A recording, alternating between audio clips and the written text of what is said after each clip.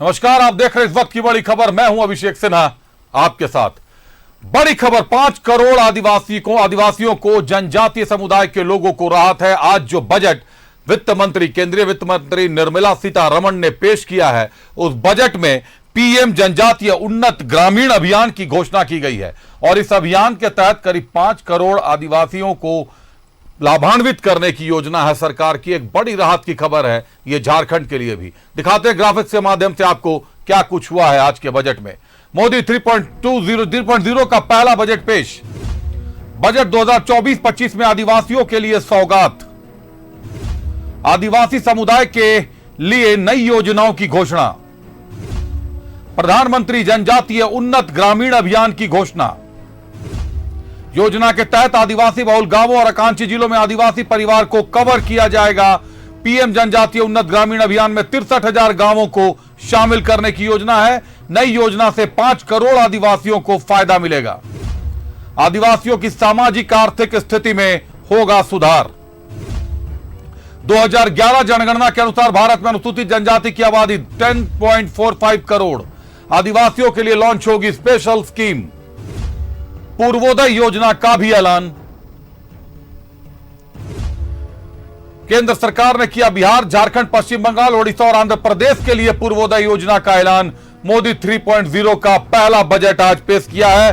केंद्रीय वित्त मंत्री निर्मला सीतारमण ने पेश किया आज का बजट।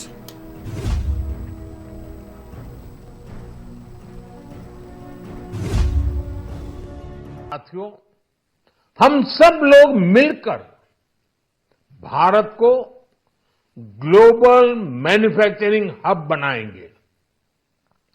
देश का एमएसएमई सेक्टर मध्यम वर्ग से जुड़ा हुआ है। एक प्रकार से एमएसएमई सेक्टर की ओनरशिप मध्यम वर्ग ही है और इसी सेक्टर से गरीबों को ज्यादा से ज्यादा रोजगार भी मिलता है। छोटे उद्योगों की बड़ी ताकत, उस दिशा में हमारा अहम कदम है। इस बजट में एमएसएमईज के लिए ईज ऑफ क्रेडिट बढ़ाने वाली नई योजना का ऐलान किया गया है।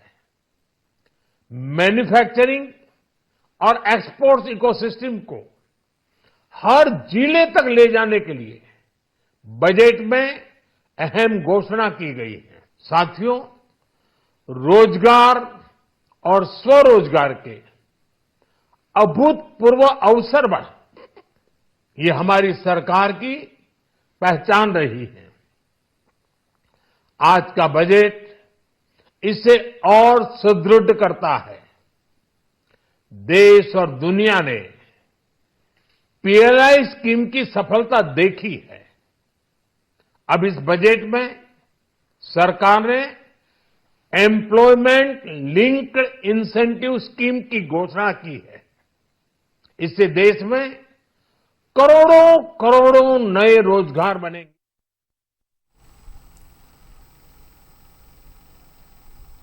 तो आदिवासियों के लिए एक बड़ा तोहफा इस बार के बजट में। पहला बजट है नरेंद्र मोदी सरकार 3.0 का और पहले बजट में ही झारखंड को भी कहीं ना कहीं केंद्र में रखते हुए इस बात की घोषणा की गई है। रुक करते हैं हमारे सहयोगी राजेश का ज्यादा जानकारी के लिए। राजेश, सबसे पहले तो हमारे दर्शकों को यह बता दीजिए कि पीएम जनजातीय उन्नत ग्रामीण अभियान आखिर है क्या और किस तरीके से यह धरातल पर उतरेगा? देखिए, ये एक नई योजना है और बजट में इसके लिए जो प्रावधान किए गए हैं, आप ये समझिए कि जो जनजातीय क्षेत्र में जो गांव हैं, उन गांव को आदर्श गांव की तरह विकसित करना है ताकि वहां पर सारी सुविधाएं उपलब्ध हो। गांव में आत्मनिर्भर गांव हो, वहां पर सब तरह की कनेक्टिविटी हो, वहां पर बिजली, पानी, शिक्षा, स्वास्थ्य जैसी मौलिक सुविधाओं की जो ज़रूरत पड़ती है वो सारी चीज़ें हों। आदिवासी क्षेत्र को ध्यान में रख के इस योजना का सूत्रण किया गया है, फ्रेम आउट किया गया है और इसके लिए चूँकि आदिवासी समाज में आप देखे होंगे कई तरह की, चूँकि ग्रामीण क्षेत्रों में रहते हैं और ख़ास तौर पर वैसी जगहों पर, दूर स्थान पर जो जंगली क्षेत्र होते हैं, कनेक्टिविटी का अभाव होता है, उन सब क्षेत्रों को कनेक्ट करने के लिए, उनका विकास करने के लिए इस योजना को लाया गया है। देखिए, बजट में एक अनुमान होता है। बजट तो क्या है, खर्च और आय का एक अनुमान है, और नई योजनाओं के लिए क्या पैसे उगाए जाएंगे इसका भी मार्ग बताया जाता है। तो ये बजट जो है वो आप देखें तो ऐसे फौरी तौर पर आप देखेंगे बिहार और आंध्र प्रदेश के लिए पर मेहरबान है यह बजट, लेकिन आदिवासी समाज जो इस देश में लगभग 10.5 करोड़ की आबादी होगी, और झारखंड में लगभग 26% आबादी जनजातीय समाज की है, तो इसका बड़ा लाभ मिलेगा। और झारखंड में इस योजना को पायलट प्रोजेक्ट के रूप में शुरू किया जाएगा। प्रधानमंत्री की यह कोशिश है, और बजट के माध्यम से यह प्रावधान किया गया है कि जो आदिवासी क्षेत्र जो पिछड़ेपन का शिकार रहा है, उसको किस प्रकार से मुख्य धारा में लाया जाए, यानी विकास की योजनाओं को वहां पहुंचाया जाए। आप देखते होंगे कि कई ऐसे आदिवासी क्षेत्र हैं या गांव हैं जहां पर नक्सली समस्या बहुत रही है। यह ठीक है कि धीरे धीरे वो कम गई है, आप ये समस्या लगभग नगण्य है, लेकिन झारखंड की हम बात करें, लेकिन कई जगह है, छत्तीसगढ़ है, इन सब जगहों पर अभी भी ये समस्या बड़ी बनी हुई है। मूल रूप से इसके पीछे यह कारण है कि वहाँ पर जो सरकारी मशीनरी की उपलब्धता या वहाँ पर पहुँच कम हो जाती है। सरकार की योजनाएं हर जगह के लिए बनती है, लेकिन वहाँ पर इसकी एक्सेसिबिलिटी नहीं होने की वजह से वहाँ पर गवर्नमेंट मशीनरी नहीं पहुँचती है, चाहे डर की वजह से हो या फिर मशीनरी की लापरवाही की वजह से।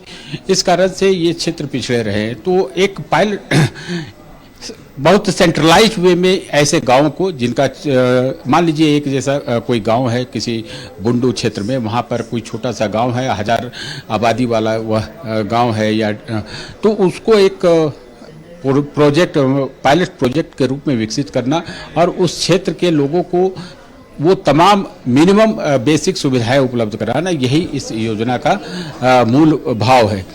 आपने देखा होगा कि जो बजट है इसमें कई अन्य चीज़ों का भी उल्लेख है। आप कौशल विकास को के बारे में देखें तो कौशल विकास को इसके माध्यम से स्वरोजगार के अवसर सृजित होते हैं। इस बजट में इसका भी प्रावधान किया गया है। इसके अतिरिक्त आप देखें जो टैक्स स्लैब, जो एक सैलरीड क्लास है, उसके लिए ये चीज़ें बड़ा मायने रखती थी। कल भी मैंने कई लोगों से बात की तो उन लोगों को शायद थोड़ी सी खुशी जरूर हुई होगी जो स्टैंडर्ड डिडक्शन में बढ़ोतरी की गई है। 50 से 25,000 अधिक कर दिया गया, यानी यह 75,000 हो गया है। टैक्स स्लैब में सरकार की बहुत हाथ बंधे रहते हैं, उसमें बहुत छूट देना उसके लिए बहुत संभव नहीं हो पाता है, क्योंकि 2 करोड़ ही टैक्स पेयर्स हैं इस देश में, जबकि 142 करोड़ की आबादी है। आप सोचिए कि कहीं न कहीं ये टैक्स पेयर्स की संख्या सरकार बढ़ाने का प्रयास कर रही है और बढ़े भी हैं, लेकिन अभी भी ये माना जाता है कि बहुत सारे लोग जो कर देना चाहिए, जो एलिजिबिलिटी रखते हैं, जो कर देने के लायक हैं, जिनकी आय इतनी है, लेकिन वो कर नहीं देते हैं। तो ऐसे लोगों को इसके दायरे में लाना और ख़ास तौर पर डिजिटल प्रोसेस से उन्हें कैसे हम एक्सेस कर पाए, उन्हें कैसे टैक्स के दायरे में ला पाए, यह भी बजट में एक फोकस रहा है। कर चोरी को रोकने के लिए प्रयास किए गए हैं। इसके अतिरिक्त जो विकास की योजनाएं हैं वो आपने देखा ही है कि युवाओं के लिए स्टार्टअप योजना के लिए भी निश्चित तौर पर आदेश योजनाएं कई हैं, लेकिन जो सबसे मूलभूत योजनाएं जो नजर आ रही है झारखंड के लिए अगर कहें खास करके, तो ये जो योजना आई है कि पीएम जनजातीय उन्नत ग्रामीण अभियान की घोषणा जो आज हुई है, 63,000 गांवों को फायदा होगा। झारखंड, पश्चिम बंगाल, आंध्र प्रदेश, उड़ीसा जैसे राज्यों को इसमें शामिल किया गया है। तो झारखंड के लिए एक बड़ी खुशखबरी है। जिस तरीके से आप बता रहे हैं कि गांवों को समृद्ध किया जाएगा, उन्नत किया जाएगा, तकनीकी विकास गांव का होगा, निश्चित तौर पर जब ऐसा होगा, इतना होगा, तो शिक्षा और चिकित्सा जो बुनियादी आवश्यकताएं हैं वहां तक तो सरकार पहुंचने का पूरा प्रयास करेगी। तो देखना दिलचस्प होगा कि झारखंड के गांव को इस योजना से कितना लाभ मिलता है, और 63,000 गांव का चुनाव होना है, किन गांवों का चुनाव किन आधारों पर होता है, राज्य सरकार की सहायता की कितनी जरूरत पड़ती है, कई सवाल भी हैं। लेकिन यह एक अहम निर्णय है आदिवासी समाज के लिए, जनजातीय समाज के लिए, उनके विकास के लिए एक आधारभूत ढांचा तैयार करने का सरकार ने कहीं ना कहीं एक बेहतर निर्णय लिया है। बहुत धन्यवाद राजेश, हमसे जुड़ने के लिए, तमाम जानकारियों के लिए आपका।